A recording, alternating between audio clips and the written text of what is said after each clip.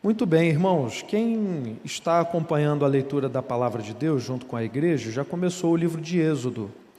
E tem um livro no Novo Testamento que tem um paralelo interessantíssimo com o livro de Êxodo. É o livro de Hebreus. Queria que você lesse comigo. Hebreus capítulo 10. Hebreus capítulo 10. Vamos ler a partir do verso 19.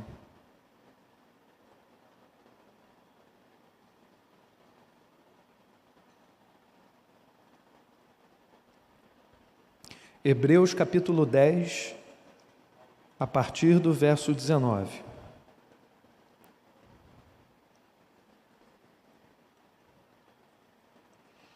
Portanto, irmãos, temos plena confiança para entrar no Santo dos Santos pelo sangue de Jesus, por um novo e vivo caminho que Ele nos abriu por meio do véu, isto é, do seu corpo. Temos, pois, um grande sacerdote sobre a casa de Deus. De novo, esses 3 versículos, leia com atenção.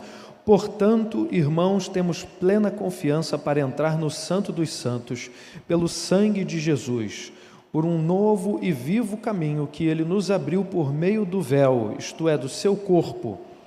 Temos, pois, um grande sacerdote sobre a casa de Deus. Irmão, Jesus abre para nós, através do seu sangue, um novo e vivo caminho. É isso que Ele faz.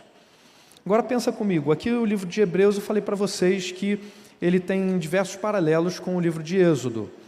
E, sobretudo, no capítulo 12 de Hebreus, vai mostrar esses paralelos, fazendo alusão à antiga aliança, falando que nós não nos aproximamos de Deus como foi na antiga aliança, de uma realidade palpável, mas Cristo nos abre a própria presença de Deus. É uma realidade muito, mas muito mais excelente. Então, em vez da gente se relacionar com Deus através de, como aconteceu lá no Sinai, tem a nuvem, é o fogo consumidor, um som estrondoso. Não, a gente, através do sangue de Cristo, a gente tem acesso ao próprio Deus. E Jesus faz isso através do seu sangue. Daqui a pouquinho a gente está celebrando a Páscoa. A nossa Páscoa, o sangue de Cristo, vertido na cruz, para nós, a Páscoa é a celebração do sacrifício de Jesus na cruz, a ressurreição dele. Para os judeus, a Páscoa representa a libertação da escravidão do Egito. Quem está acompanhando o livro de Êxodo, daqui a pouco já está chegando nessa parte, se é que já não se adiantou e já viu toda a libertação, de repente já está lá no 19, está vendo Deus entregar as tábuas da lei para Moisés, dando os 10 mandamentos. E é justamente o contraste entre essa antiga aliança e a nova aliança em Cristo Jesus que o livro de Hebreus vai mostrar para a gente em diversas partes suas, principalmente no capítulo 8. Ali ele apresenta o centro, o cerne de toda a mensagem que ele pretende apresentar. No livro de Êxodo, além de apresentar a antiga aliança, essa antiga aliança ela é mostrada para nós através da lei. O povo se relaciona com Deus através da lei. Deus mostra ao seu povo e dá ao seu povo o modo pelo qual ele deveria se purificar e assim, purificado, poderia se aproximar dele.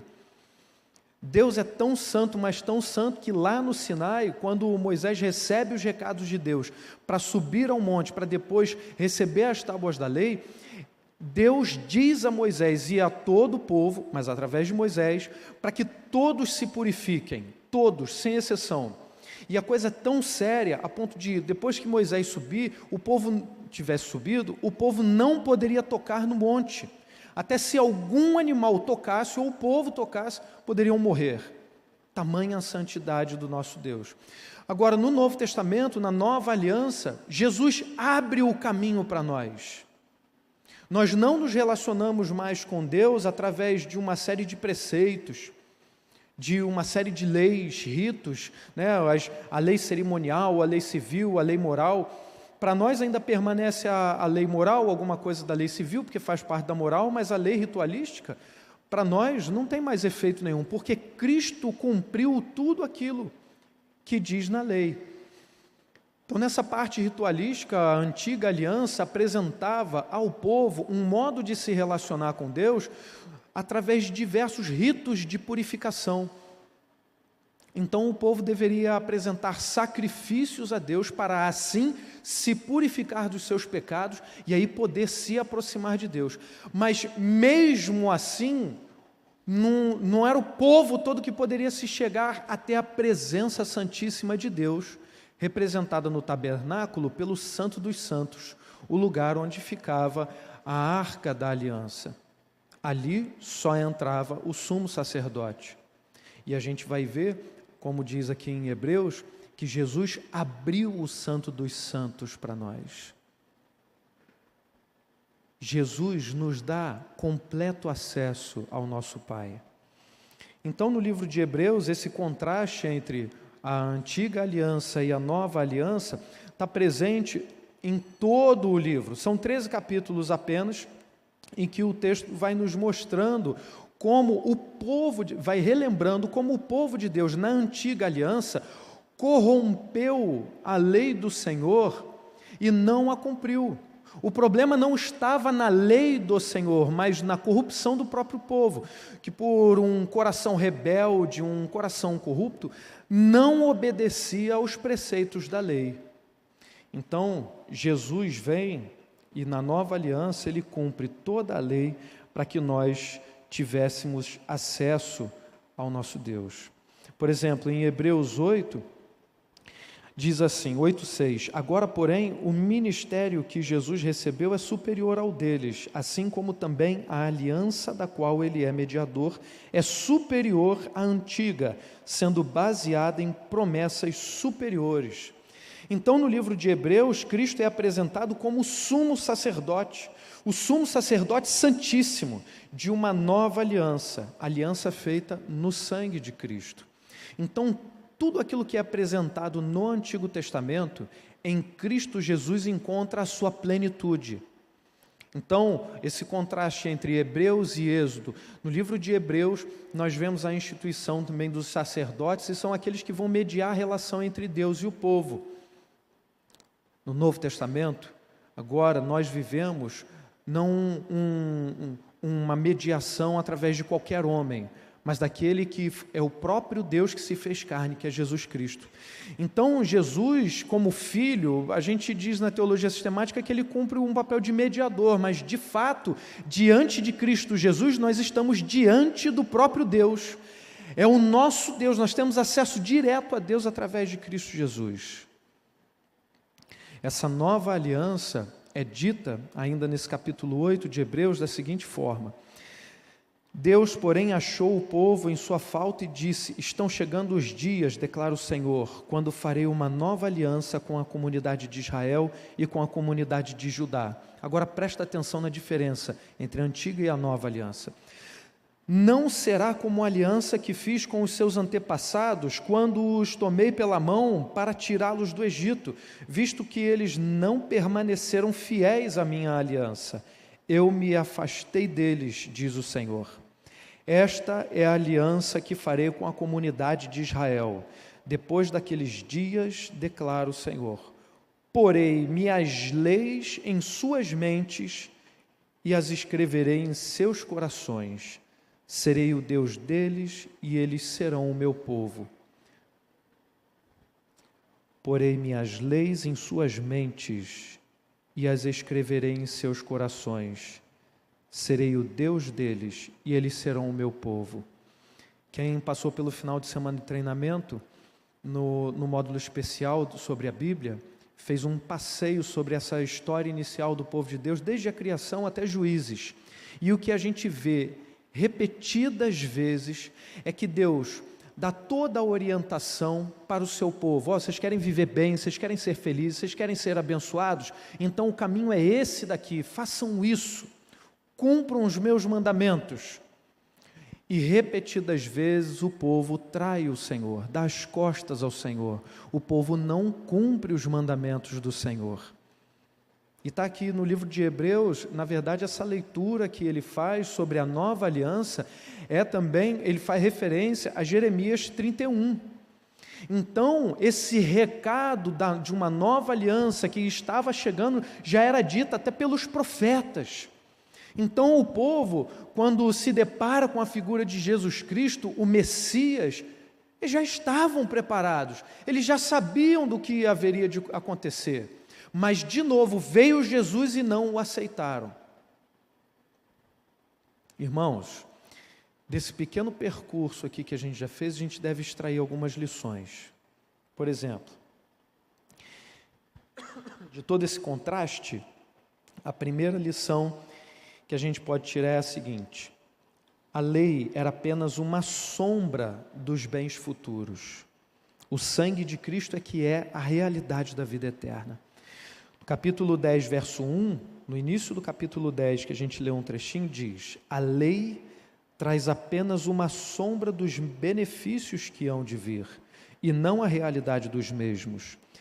Por isso, ela nunca consegue, mediante os mesmos sacrifícios repetidos ano após ano, aperfeiçoar os que se aproximam para adorar.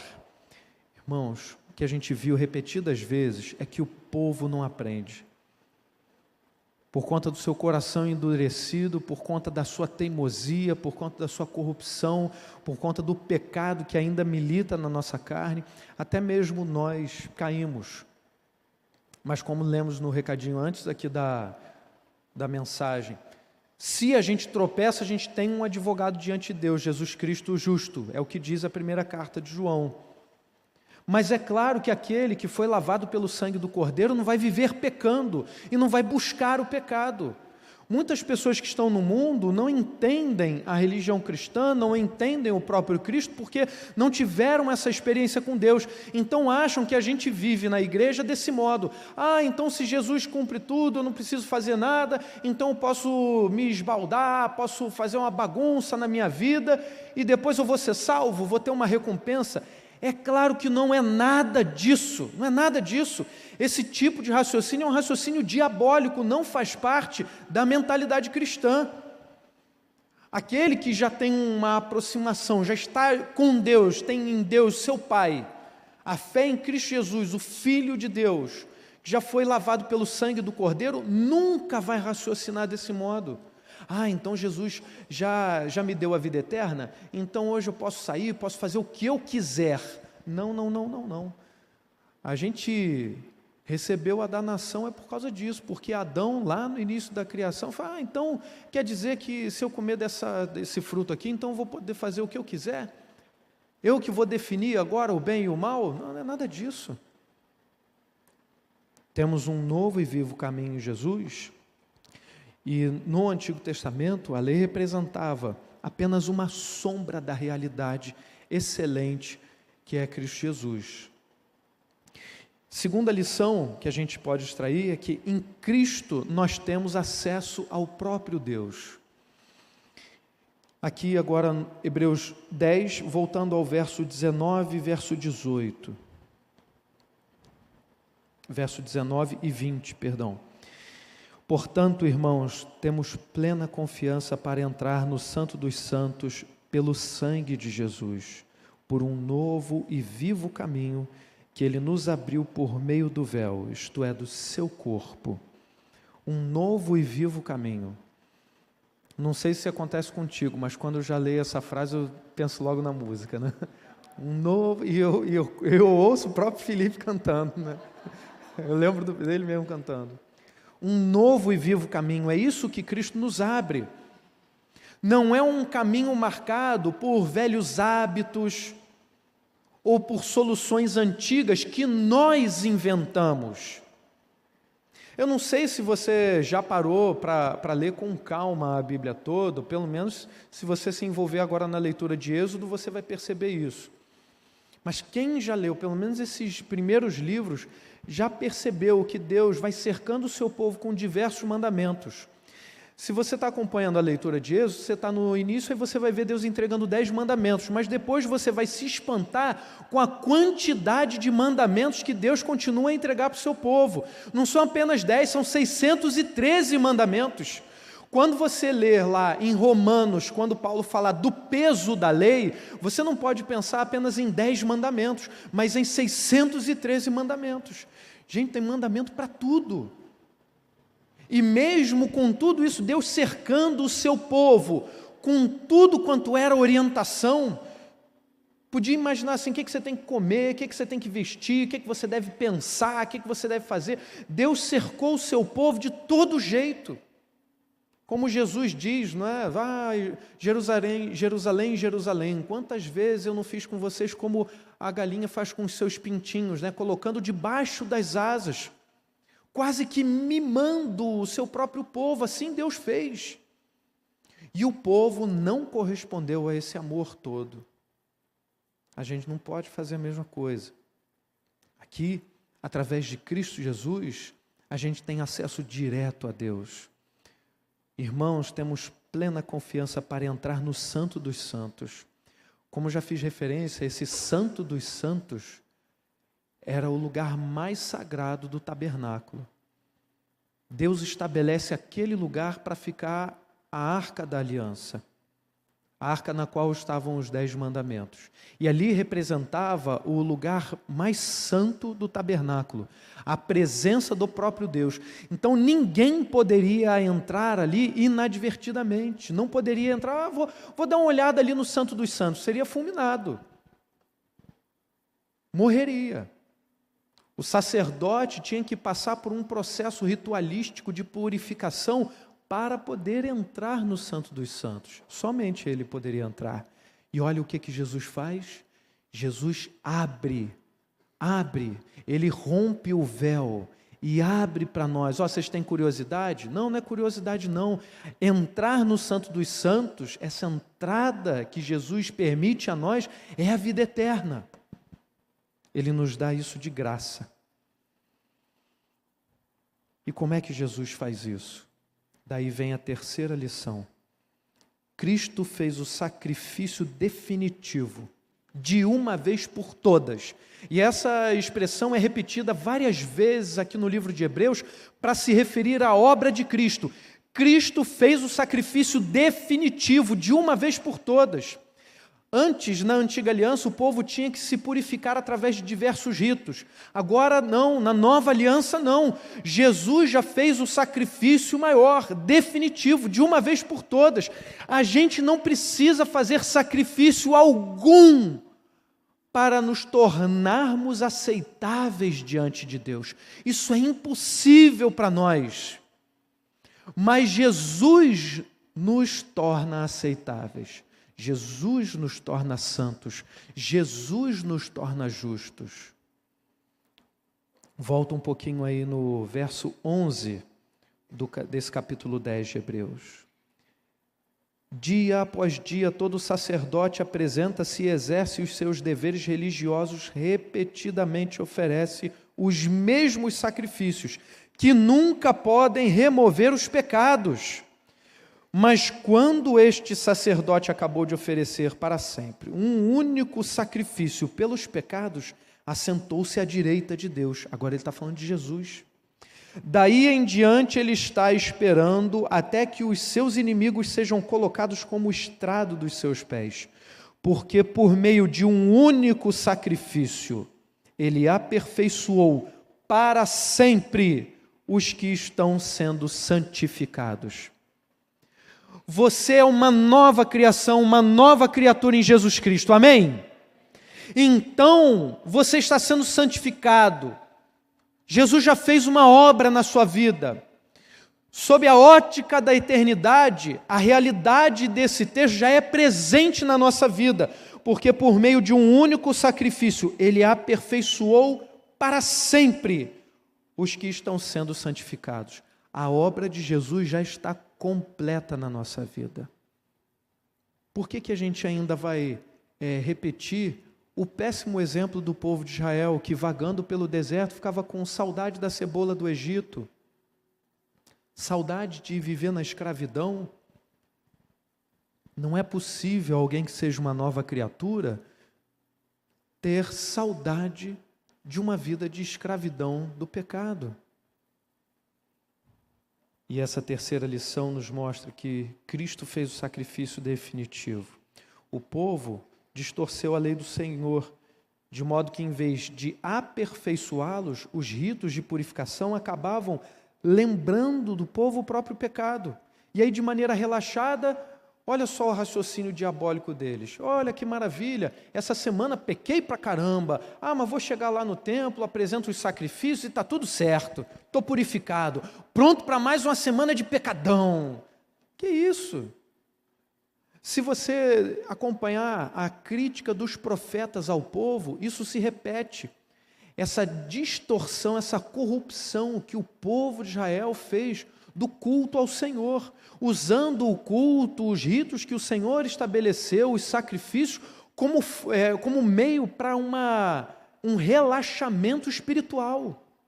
Não pense você que com Cristo é assim. A gente vai chegar aqui no domingo na igreja, sexta, sábado e domingo, né? Ou então quinta, quem começa na quinta já vem aqui na reunião de oração, aí vem sexta, sábado, domingo na igreja, levanta a mão, dá glória a Deus, mas o que você está pensando da sua vida? Quem ocupa o primeiro lugar na sua vida? Lá fora, aqui na igreja você é lindo, maravilhoso, super santo, e lá fora? E na sua casa, como é que você tem se comportado? Quem está no discipulado é confrontado semanalmente ou periodicamente com perguntas como: e aí, você cedeu a algum vício? Testemunhou de Cristo? Isso não é uma cobrança. Isso é viver o amor de Cristo. Você vai compartilhar: essa semana falei de Jesus e foi maravilhoso, foi assim. Essa semana venci mais um desafio, porque não estou cedendo mais àquele pecado, àquele vício. Eu sou um vitorioso em Cristo Jesus. E na verdade somos mais do que vencedores. Você deve encarar a vida cristã dessa maneira positiva, não como uma cobrança. Como é que você tem vivido diante de Deus? A partir dessas lições e todo esse contraste que o próprio livro de Hebreus faz, ele já dá para nós as aplicações. Veja aí no verso 22 do capítulo 10 de Hebreus.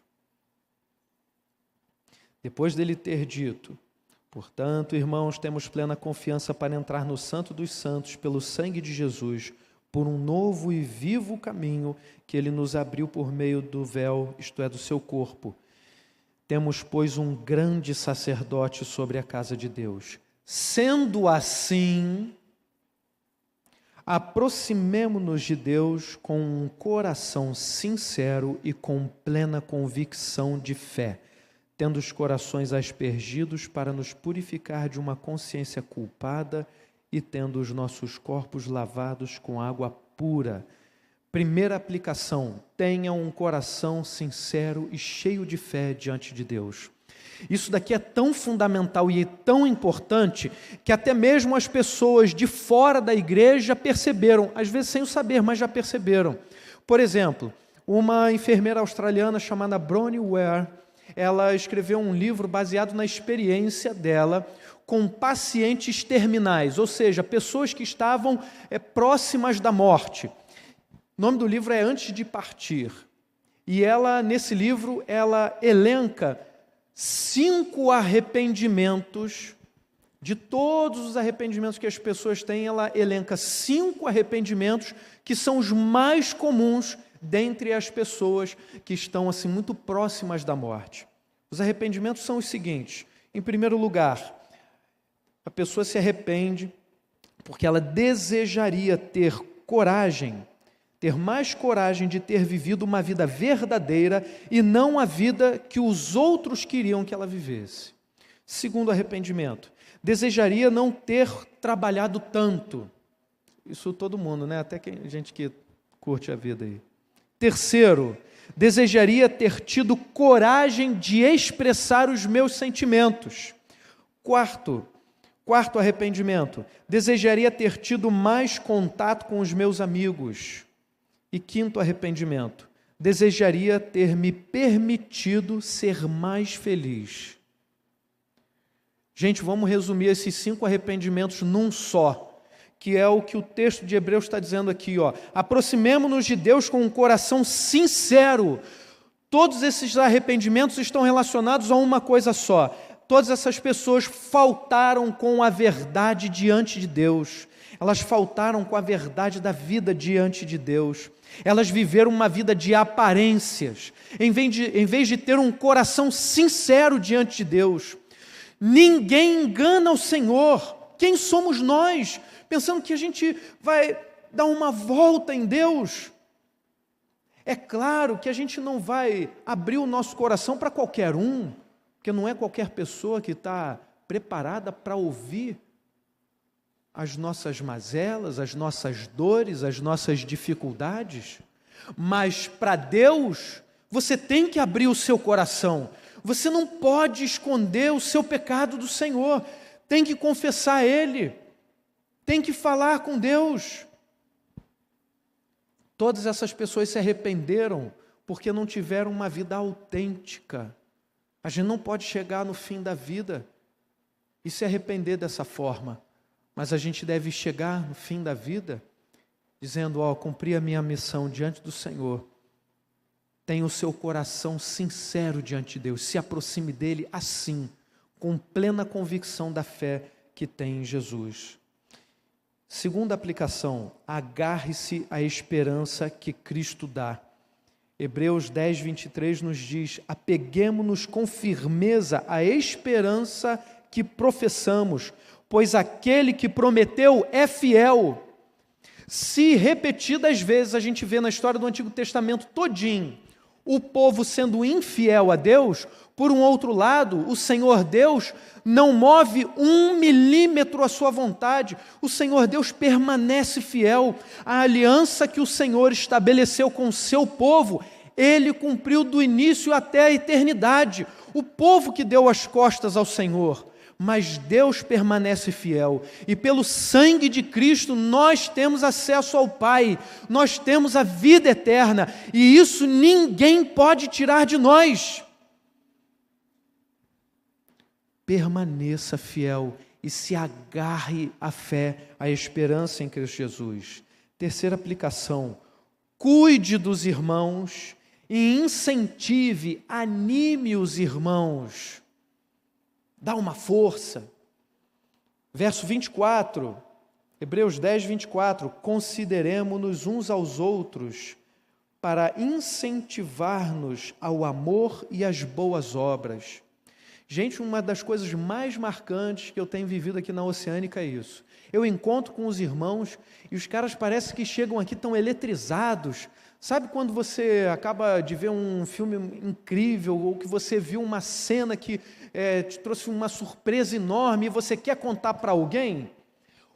Uma sensação muito, mas muito melhor é que eu vejo em diversos irmãos aqui. E é o que eu tenho buscado e viver.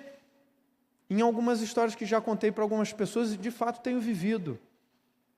É aquela animação, rapaz, essa semana falei de Jesus e foi assim, foi assado, puxa vida, que incrível! E tem uns irmãos aqui que Deus tem trabalhado na vida de tal maneira que são mas tão abençoados que toda semana eu encontro com os irmãos e toda semana os caras testemunham de Cristo. Toda semana tem uma história para contar. Você tem que desejar isso.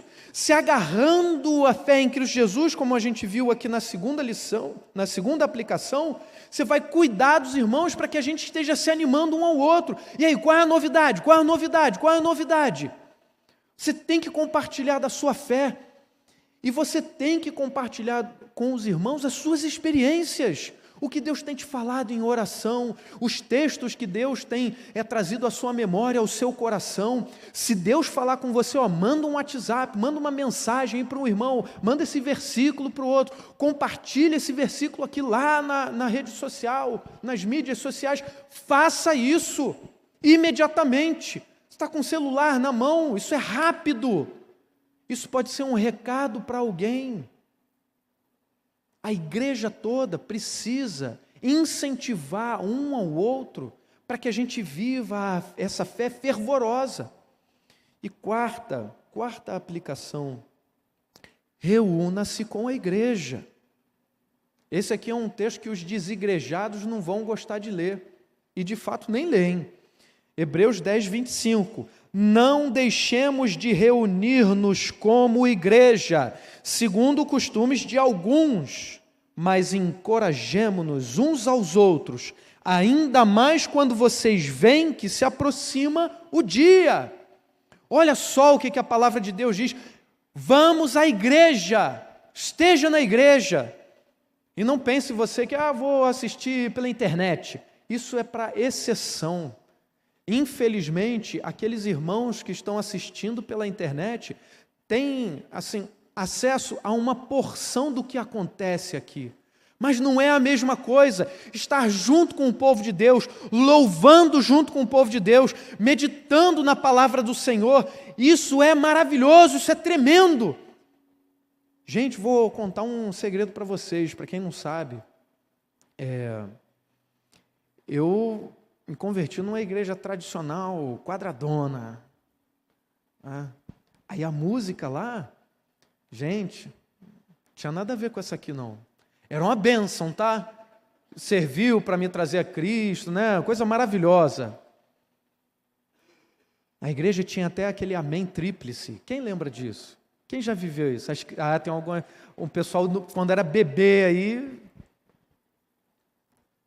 Tem igrejas que ainda cantam, não é nenhuma crítica a esse tipo de louvor. O que eu quero dizer é o seguinte: eu venho de uma igreja quadradona, então na hora de louvar, tinha uma hora que não podia nem bater palma.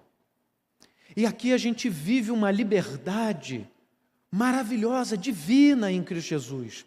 Igrejas que proíbem as palmas, elas vão vivenciar esse fervor de outra maneira. Não quero entrar nesse mérito aqui. Não estou criticando essas igrejas que fazem ainda hoje amém tríplice, tá bom? É super divertido lá. Mas aqui, poxa vida, irmãos, a gente senta aqui na frente junto com o conselho, aí você pensa, não, o conselho da igreja vai ser todo sisudo e tal. Não, você vê os caras ali vibrando, louvando ao Senhor, levantam as mãos, cantam com muita força, com muito vigor. E quando você olha para trás, vê a igreja toda fazendo a mesma coisa. Irmãos, a gente vem à igreja para isso, para louvar o nosso Senhor juntos. Então não tem como você deixar de vir à igreja. Essa história de Jesus em casa não dá certo. Domingo é dia do Senhor, é dia da gente estar junto. Então venha à igreja, anime os irmãos a virem à igreja. Liga, manda um zap, manda um recado, fala com a pessoa que não está vindo. Pô, você não veio hoje, e aí, você está vindo no segundo culto, vem no primeiro? Fala com as pessoas, anime os irmãos a virem à igreja. Isso para nós não é nenhum sacrifício, porque de fato a gente já sabe que nenhum sacrifício é necessário para nós, porque pelo sangue de Cristo Jesus nós temos livre acesso ao Pai. Amém? Vamos orar. Bendito Deus, amado Pai, nós te agradecemos, Senhor, pela Tua palavra. Não temos nenhuma forma de agradecer o sacrifício do Teu Filho amado por nós, Pai, abrindo para nós esse novo e vivo caminho com o Seu próprio corpo, com o Seu próprio sangue vertido na cruz. Então, Senhor, te pedimos que no nosso coração a nossa fé esteja renovada no Senhor, estejamos experimentando toda a Tua palavra e fazendo tudo, Pai, tudo para Te agradar, Pai, vivendo como Cristo, agarrados à nossa fé, nos apresentando diante do Senhor com um coração sincero e cheio de fé, em nome de Jesus, Pai. Amém.